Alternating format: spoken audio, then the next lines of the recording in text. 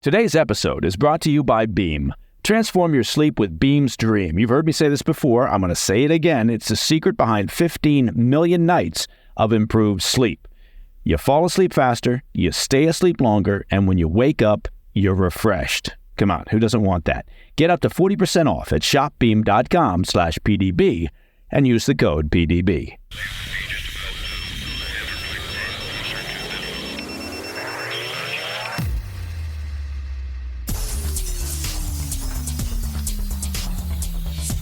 It's Monday, 20 May.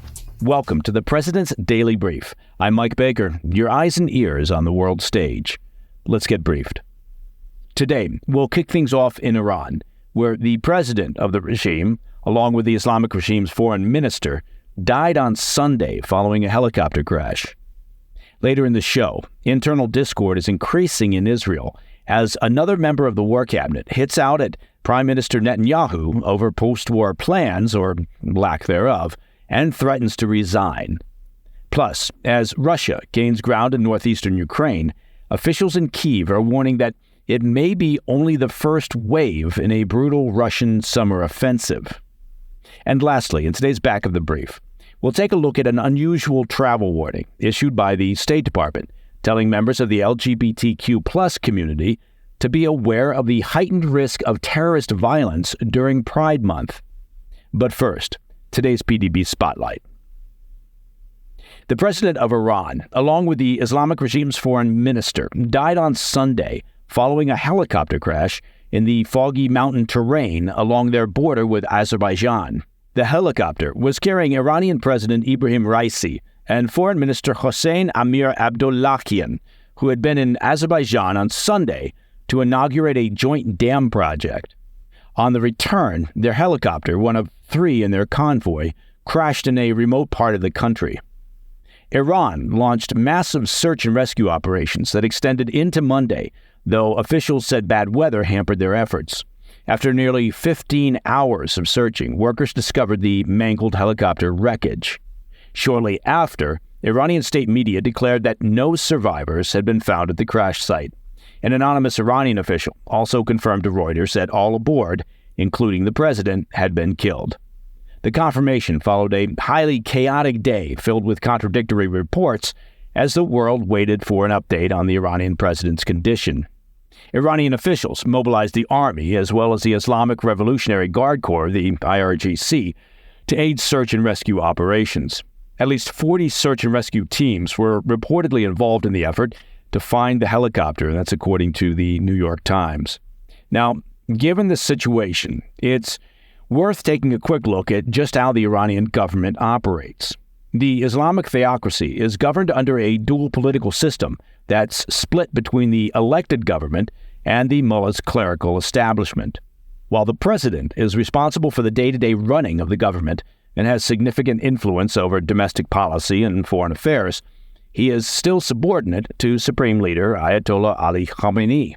The Supreme Leader is the official head of state and commander-in-chief and has total authority over its internal security forces, such as the morality police, as well as the IRGC.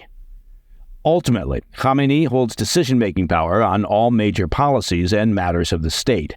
Khamenei sought to quell anxieties within Iran on Sunday during the search, saying there would be no disruption to government operations. Now, in the event of the death of the president, which has now been confirmed, Iranian law stipulates that the first vice president will assume the office and then fresh elections within 6 months will be held.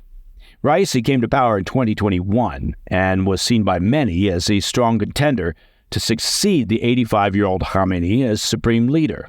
He was a hardliner who had greatly tightened morality laws since taking office and led brutal crackdowns on anti-government protesters. Khamenei had called on all Iranians to pray for the health of Raisi and the others aboard the crashed helicopter. Iran's national broadcaster reportedly stopped all regular programming to air footage of prayer vigils being held throughout the country. Notably, we also saw reports that opponents of the Iranian regime have taken to the streets to celebrate, setting off fireworks after the news broke. Now, the death of Raisi and the foreign minister comes at a time of unprecedented regional turmoil, so we undoubtedly will be revisiting the situation to look at the issue of what happens next inside Iran. All right, coming up after the break, more cracks are beginning to show within Israel's once unified war cabinet as a key member threatens to resign. Plus, as Putin presses forward in northeastern Ukraine, officials in Kyiv are warning that it may just be the opening salvo of a coming summer Russian offensive. More on those stories when we come back. Welcome back. Tensions are flaring inside Israel's once united war cabinet as a second member lashes out at Netanyahu, threatening to resign over his post-war strategy for Gaza or lack thereof. Benny Gantz, who serves as leader of the National Unity Party and one of 3 members of Israel's war cabinet, issued an ultimatum to Prime Minister Benjamin Netanyahu on Saturday, revealing the intensifying divisions within Jerusalem's halls of power, according to a report from the Associated Press. Gantz, who is also seen as a political rival to Netanyahu, is reportedly growing increasingly frustrated over the Prime Minister's refusal to draw up a post-war governing plan for Gaza, something that the U.S. has long been pressuring Israel to commit to. Gantz said Saturday that he would resign from the war cabinet by June 8th if Netanyahu continues to resist the calls. In a speech Saturday, Gantz alleged that an extremist minority had taken over decision-making regarding the war, saying, quote, personal and political considerations have begun to penetrate into the holy of holies of Israel's security, end quote. Addressing Netanyahu, Gantz added, if you choose to lead the nation into the abyss, we will withdraw from the government, turn to the people, and form a government that can bring about a real victory. Unity cannot be a fig leaf for stagnation in the management of the campaign, end quote. Now, Gantz, aside from laying out a loose scenario of his own, failed to explain how that real victory, as he put it, would be achieved, given that stopping the effort to neutralize Hamas now simply means leaving Hamas in place to reconstitute, which essentially removes any chance for a new governing authority to take over in Gaza, which basically leaves us with the status quo, an Iranian-backed terrorist organization with the stated and demonstrated goal of destroying Israel. It was the harshest internal rebuke of Netanyahu, though, that we've seen since the war began. Gantz did lay out a 6-point plan that prioritizes releasing the remaining hostages over eliminating the final remnants of Hamas in Gaza. It would also lead to the demilitarization of the Gaza Strip and the establishment of a civilian administration in Gaza that would include the participation of the U.S., European allies, Arab states, and local Palestinians unaffiliated with Hamas. Again, Gantz failed to explain how to pursue his 6-point plan with Hamas still active and engaged in Gaza. Now, Netanyahu and his allies were having none of it, immediately hitting back at Gantz and accusing him of pushing policies that would lead to Israel's defeat. In a statement, Netanyahu's office said, quote, the conditions set by Benny Gantz are washed-up words whose meaning is clear. The end of the war and a defeat for Israel, the abandonment of most of the hostages, leaving Hamas intact, and the establishment of a Palestinian state, end quote. The spat, if you can call it a spat, perhaps a dispute, a row, comes on the heels of comments from Defense Minister Yoav Gallant, the other member of Israel's 3-member war cabinet, who held a press conference on Wednesday this past week admonishing Israeli leaders for failing to outline a concrete post-war strategy.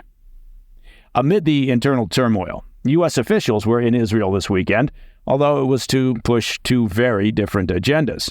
The Biden administration dispatched National Security Advisor Jake Sullivan, the Doogie Howser of National Security, as part of a new push to secure a ceasefire deal. Sullivan met with Netanyahu on Sunday to pressure the leader to curtail ground operations in Gaza. Netanyahu, meanwhile, was expected to make the case for a Rafah invasion to Sullivan. At the same time, Republican Congresswoman Elise Stefanik of New York was also in Israel on Sunday and became the highest-ranking House Republican to address lawmakers at Israel's parliament. Stefanik slammed Biden over his threats to withhold military aid to Israel and heaped praise on former President Donald Trump.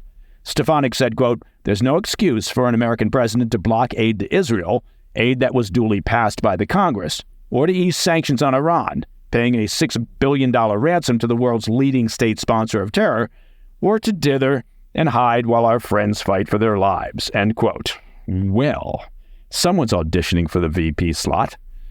Okay, I want to turn our attention to the conflict in Ukraine, where leaders in Kyiv are facing an increasingly desperate situation as Russian forces bombard their northeastern territory. Russian forces continued to slowly advance on Saturday into northeastern Ukraine, approaching a village that would put them within 10 miles of the city of Kyiv. That's within range of Russian artillery. Amid the games, Russia unleashed a missile bombardment on a lakeside resort in Kyiv on Sunday that killed at least 11 people and wounded dozens, according to a report from Reuters. Officials are increasingly anxious that Kyiv, Ukraine's second-largest city, is in Putin's sights.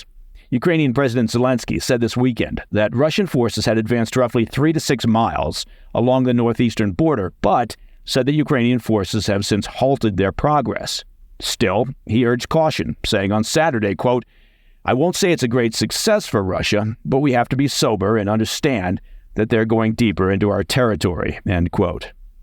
Zelensky added that Russia's operations are likely just the opening salvo of a wider summer offensive in the northeast, and warned that Ukraine only has about a quarter of the air defenses needed to keep Russia at bay. He also admonished Western officials for their wavering support on Ukraine and for their long delays in getting fresh aid packages approved. Zelensky noted that Western officials seem to have contradictory views regarding the conflict. Zelensky said, quote, "The West wants the war to end, period, as soon as possible. We're in a nonsense situation," he said, "where the West is afraid that Russia will lose the war, and it does not want Ukraine to lose it," end quote. Zelensky also acknowledged growing problems regarding troop morale and their ability to get fresh recruits to the front lines. He said a large number of brigades are currently empty, while other soldiers have now been fighting on the front lines for 2 years, with no hope of a discharge anytime soon. A controversial mobilization law officially went into effect on Friday, which, among other things, lowers the country's eligible draft age from 27 to 25. Analysts, however, warn that Ukraine is losing troops at a far faster rate than they can hope to replenish, and that greater military aid from Western allies won't matter if they don't have enough bodies to man the weapons. As a reminder, the U.S. passed a long-delayed aid package in April worth roughly $60 billion. The Pentagon confirmed last Tuesday that initial batches of critical weapons and equipment have begun arriving in Ukraine, but the vast majority will still take time to reach the front lines. And meanwhile, Russian President Vladimir Putin said on Friday, while at a summit in China, that he has no plans to seize Kyiv anytime soon, and claimed Russia's intention is to set up a buffer zone around their own border regions in response to Ukrainian shelling. Well, there you go. Putin says he doesn't plan on taking Kyiv anytime soon. That should make folks feel a lot better. I mean, if you can't trust Putin, who can you trust? Coming up in the back of the brief, the State Department is warning the American LGBTQ plus community that they face a heightened risk of violent terror attacks if they're traveling during Pride Month. I'll be right back. In today's back of the brief, the Biden administration's State Department has issued an unusually specific travel warning to LGBTQ plus Americans thinking about going abroad during Pride Month. While they didn't advise against travel, officials said any U.S. citizens in tourist areas and places popular with the LGBTQ plus community should be on the alert for violent attacks. They did not outline a specific threat, but said there was a heightened risk of terrorist plots targeting the LGBTQ plus community during June's Pride Month celebrations, and that's according to a report from Politico.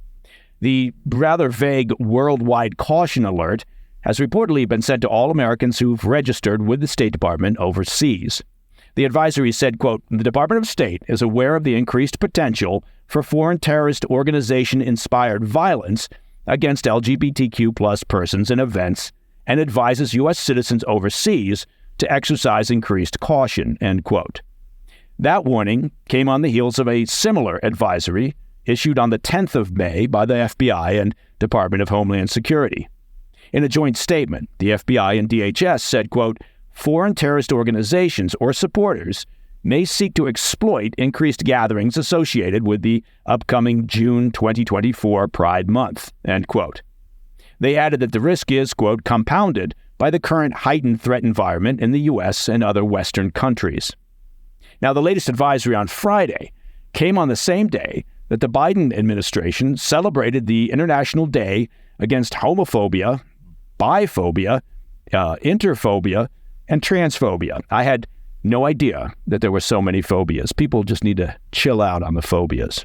Look, the primary overseas terrorist threat is from Islamic extremist groups. That, of course, wins me the PDB Statement of the Obvious Award for today. The point being, groups such as ISIS, Al-Qaeda, and others have always looked to target high-profile events or meaningful dates or anniversaries.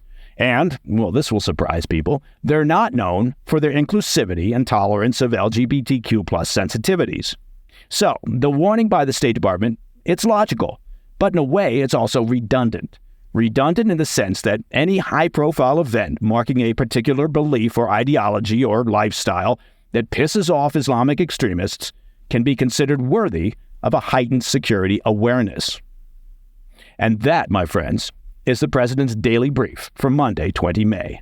If you have any questions or comments, please reach out to me at pdb@thefirsttv.com. And of course, to listen to the show ad-free, become a premium member of the President's Daily Brief by visiting pdbpremium.com. Also, I do hope you had a chance to watch the debut episode of the PDB Situation Report that was launched on Saturday. There's new shows dropping, as the kids say, every Saturday morning, and available not only on your favorite podcast platform, but also on the First TV and on our YouTube channel at President's Daily Brief. It's an amazing Technicolor with Dolby surround sound or something like that. I'm Mike Baker. I'll be back later today with the PDB Afternoon Bulletin. Until then, stay informed, stay safe, stay cool.